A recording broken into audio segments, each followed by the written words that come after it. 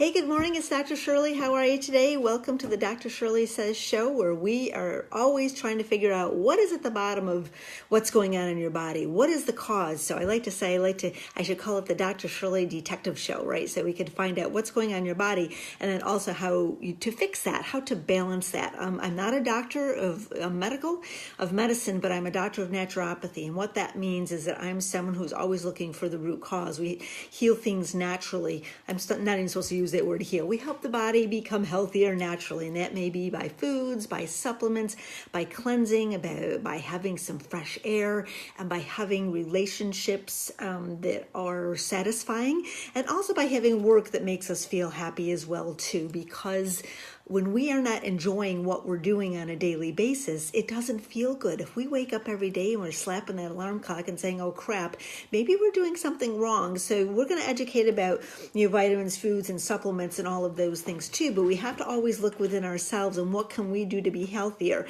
We're never going to be healthy if we dislike our work, if we're bored in our relationships, and we're not feeling satisfied with our life. So a lot of these imbalances that show up within our body are imbalances really within our life. They're emotionally related. So I can teach you how to strengthen your body and strengthen your mind, but then you are responsible for kind of strengthening your life and figuring out those details, which is never easy. Good morning, Marge. Marge is I took classes from Marge years ago. She's a true health expert here in the Rochester area.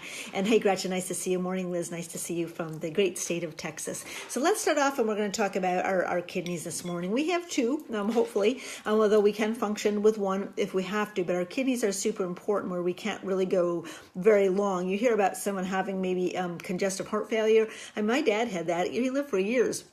Start having kidney failure, you live 48 hours maybe. So the kidneys are a super important organ. So we have two, and they're located in your back. Most people know this. They're about the size of a fist, and they weigh about 5 ounces altogether. So they're a very sophisticated processing system that really, along with our liver, goes a long ways to be removing toxins from our body on a regular basis. We process over 200 quarts of blood, and then we also process over 200 quarts of waste and water, and this is what becomes our urine. So these are big processors is what they are. Good morning, Shante. Good morning, Marilyn. Nice to see you. Dr. Marilyn is also another health expert. I'm honored to have you all with us today.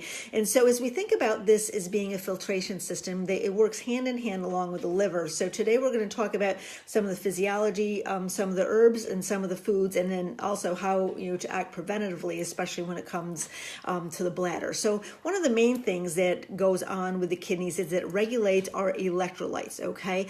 Our electrolytes are our potassium and our sodium. Every single cell has an equal balance of potassium and sodium. They actually create an electrical impulse within our body, and this is very important for our heart. So it's very important that our kidneys will regulate this. They're going to control the water in our body. So if we're holding too much water, it's usually not because of sodium or salt. I mean, this stuff really drives me crazy, okay? It usually is because there's not enough potassium, all right? When there's enough potassium in the body, then the body will release the sodium. If there's not, then it holds on to the sodium and we become puffy. I remember when my mom, was in nursing care towards the end of her life, and here's all these old folks. I mean, gosh, they hardly have, a sense of taste anymore as it is, and they're taking the salt off the table. I know that salt, contributes perhaps to high blood pressure, but it's not the sodium, it's the lack of potassium. So that's one of the main things that the kidneys do for us. And oh, hi, Marilyn. Hi, Cindy. Nice to see you from my favorite place up in the Adirondacks Mountains. So the kidneys are also, going to secrete urea, okay, and ammonia. So they secrete these, through our body, and this, again, goes on, towards our waste. It helps to reabsorb water, our kidneys do, and our glucose, okay. Kidneys are super important when it comes to working, with the pancreas and with the diabetic situation, and also helps to reabsorb our amino acids. And our amino acids are our building blocks of our body. There's essential and non-essential amino acids. These are basically your proteins. All protein breaks down to amino acids. Amino acids are the building blocks of our protein, which is really the building blocks of our body. So the kidneys are going to help to regulate that within our body. So it receives blood from the arteries, from the renal arteries, and then this goes on again to the urine, into into the ureters and then out, for disposal, right? For elimination, I guess. There's what's called nephrons. These are the filtration parts of the kidney, and there's over 1 million of them in each one of our kidneys. So these nephrons are really, really hard at work. The kidneys do an amazing amount of job, and they really don't get a whole lot of attention. We don't think about them unless we have a problem or a, quote, disease within our body. But our kidneys need a lot of love, I guess should say. One of the best things you can give your kidneys for love is just plain old water, or lemon water, even better. And when we drink water, we want to do so on an empty stomach. We've talked about this before, so the water absorbs. We also want to drink water that's closer to room temperature. Okay, cold water does not do our body good. Perhaps putting some lemon in first thing in the morning. We've talked about this. It's a wonderful way to wake up our body. It's actually a way to say good morning. I mean, you don't want to wake up and all of a sudden, just throw a bagel in your mouth. I mean, your body's like, whoa, stop it. It's just like way too much. So you got to wake up your body slowly. So if you do that nicely with some water or some lemon water, it gives the body a chance to absorb, from the break fast that we've had throughout the evening. So that's a really happy way to make your kidneys happy. Also, having bed at nighttime or having water at nighttime. Now, a lot of you may think, I don't want to have water at night because then I'll get up and pee. Well, you know what? We'll talk about our bladder, but if your bladder is strong, you're not going to get up and pee at night. That's just the way it is. And you can make your bladder stronger. All right. That's the good news. And we'll talk about that in a little bit. So one of the things, as I said, the kidneys does, it helps to balance the sodium and potassium, but it also helps to balance your phosphorus. And phosphorus is a super important mineral. And the phosphorus is necessary for our calcium and our magnesium to absorb. We can get phosphorus from food, from supplements. Most of our brain, is made up of phosphorus, so really important to keep these minerals in check. And that's really what the kidneys do. They help to keep all the minerals and the amino acids, help to be an extreme balancer within our body. And a lot of times, then we'll talk about what what it looks like if you have a stressed kidney or if you have a weak kidney. But a lot of times what happens is our liver is overloaded, and that's why our kidney gets unhappy, okay? Most people that I know will have liver stress. And if you've never cleansed, you absolutely already have liver stress, okay? I mean, I advocate cleansing so strongly. I just can't even tell you. We are subject to so many toxins in the air. I was painting yesterday, and I had the windows open. Toxins from the food, toxins that from hair coloring. I mean, our neighbors next door, we spray for spiders. A lot of people do. You live here, by the lake, and Mark's like, whoa, don't come over here with that stuff, and we don't want it around. I'm not worried about spiders. I'm worried about neurotoxins. Okay, this is a little bit of a difference. And so when our livers get too stressed, then the kidney's got to take on the load, and then when the kidney takes on a load, then we also have a weaker kidney going on. Okay, makes sense? Hi, nice to see you, Clifton. Thanks for joining in. Okay, so let's talk about some of the things that can go on, within your body. Many times when we have a backache, it's not structural. It's related, to the kidneys. So sometimes when you have a backache, you can literally just have 12, 16 ounces of pure water, and your back will start to relax. Okay, that will help to make your kidneys happier. The other thing that you can do is to, again, get this lemon water in here, but you can also take in a lot of good foods. We're going to talk about some of the foods that are really going to make a difference with that as well too. Now let's talk about what happens. So the kidneys are going to excrete into the ureters. Okay, these come down on each side of the kidneys, and this goes in to the bladder. Okay, our bladder is a holding tank, and then from the bladder, then it goes to the urethra, and then that's where there is elimination. So the bladder is a temporary housing unit for this waste that has just been excreted, and it's really a filtration above, but then this is how it's going to be excreted. So the bladder is an extremely it's one of your weakest organs that you have. Believe it or not, it is just the way that it's made. I mean, sometimes you may have heard about some women that actually have to have surgery because the bladder falls. It can literally fall almost out of your body. I mean, it sounds horrible, and it actually is. And they actually create like a net, to hold it in place. But you can strengthen the body or the bladder very easily. And believe it or not, calcium and magnesium are some of the best things overall that you can use to strengthen your bladder. I had a story that, when my mom, I think she was pretty close to 80 at the time. She's just super healthy, super healthy lady. But, like a lot of people around 80, she's getting up 3-4 times a night, to go to the bathroom, to go pee. Obviously, this disrupts sleep, he has a zap on energy, the whole thing goes downhill. We started her on what was called a urinary strength. It was a product with a company that I still work with, to this day. But within there was some calcium, magnesium, but also some parsley. Okay, parsley is one of the best overall herbs to strengthen the bladder. So did this stop her from getting up at night? No, but it brought it from 3 or 4 times a night to getting up to 1, 2 times a night. And this isn't someone who's 80 years old. Now, for myself, I've gone through periods where I've gotten up, but I also think this is stress related. And don't ask me why, but ever since I've been doing yoga, I don't get up in the middle of the night, so I'm not sure what the physiology is there. But something cool is going on with yoga that, I don't have to urinate in the middle of the night. So some of these vitamins, all of your minerals, that's why the minerals are for everything. We might say magnesium is good for the back, magnesium is good for the heart, but calcium is good, for the brain, or good for your elbow. But every mineral and every vitamin is good for every aspect and every cell of your body. That's why it's so important to keep all of our minerals up, because you don't know what it's doing. We are a holistic body. We are one body. We're not a piece. We're not just, here's our heart and over here's our liver and over there's our knee. We are holistic, okay? We are all together. We are one body. So why would we take it apart? That's why holistic, doctors or doctors, like myself, are looking at the whole person. We're looking at the eyes. And one of the last times I went, I don't know, I can't even remember. Because I don't go very often, but the doctor's office, you probably know this because I don't go very often, everything is being written down on an iPad now, right? So it's okay, how's your health, do you have any problem with cigarettes, blah, blah, blah, and all this is being inputted, and nobody is looking at the patient. No one's saying, do they appear nervous? Is their skin, breaking out? Do they look, paler? Are they all hunched over? Do they look skittish? I mean, we have to look at the body to determine what's going on. We can't just take a list of symptoms. I mean, actually seeing that person with eyes is what can be helpful. So the bladder, the cranberry is another one you've probably heard of. Cranberry, and another herb is buku, cranberry buku. And what this helps to do is it helps to create a Teflon,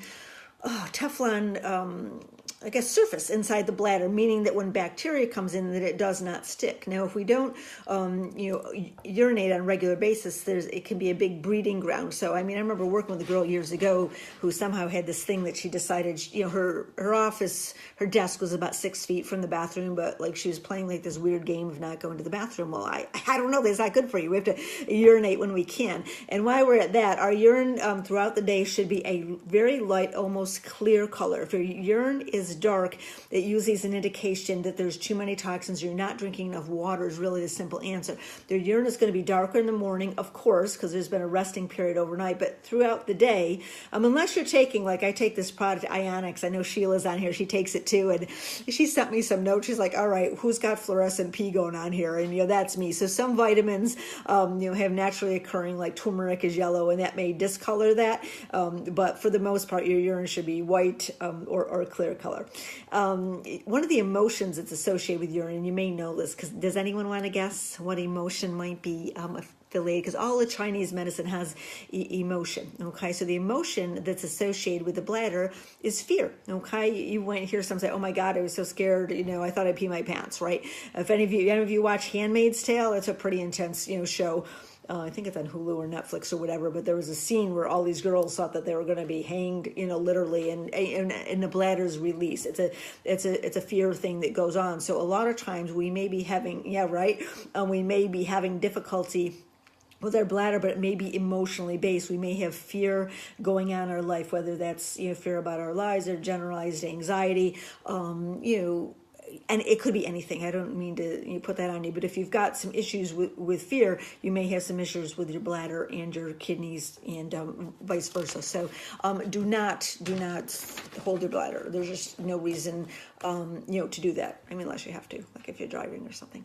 So let's talk about some of the things go on if our kidneys are stressed. So we remember that in our body, and that we want to keep our body at homeostasis. We want to keep it at a stable level. I call that a 50. Years ago, I used to do testing, and if an organ was 50, it was good. If it was 60, 70, it was irritated. If it was 30, 40, it was weak. So just kind of use that as a measurement guide. So all the time when our organs get off, they get stressed first. Okay, that's the first thing that happens. There's inflammation, and they get stressed. The stressed kidney is going to result in water retention. Okay, you're going to be holding more water. You may have a puffy face, that's going on. This is indicative of some issues with kidneys not processing correctly. Again, with a backache, and you may also have some leg pain and some joint pain because there's a connection between the kidneys and the bones as far as the absorption goes. Because if you're not absorbing your calcium and you're not absorbing your magnesium, because your body's in an acidic state, then you're going to have more difficulties with knees, back, shoulders, all the way around. Okay, so there's a connection. Just, you can look this up, kidney bone connection, and you can read more about that if you would like. So by getting the kidneys situated, you're going to find that your bones and joints are going to feel a lot better overall as well too.